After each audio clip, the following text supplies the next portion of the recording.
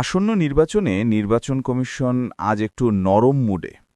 যাদের দ্বৈত নাগরিকত্ব আছে কিন্তু টাকা জমা দিয়ে অন্য দেশের নাগরিকত্ব ছাড়ার আবেদন করেছেন, তাদের মনোনয়ন বাতিল না, বরং চলুন খেলায় নামুন টাইপ সবুজ সংকেত দিয়েছে ইসি।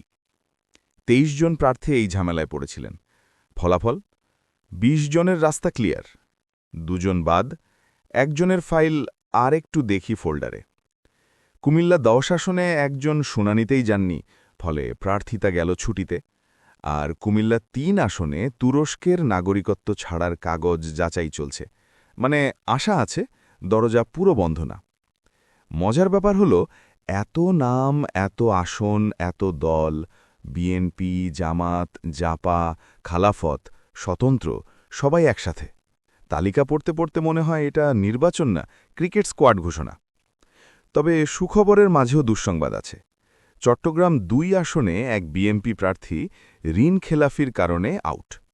ব্যাংক কিন্তু ভোট দেখে না, সেটা আবার প্রমাণ হল।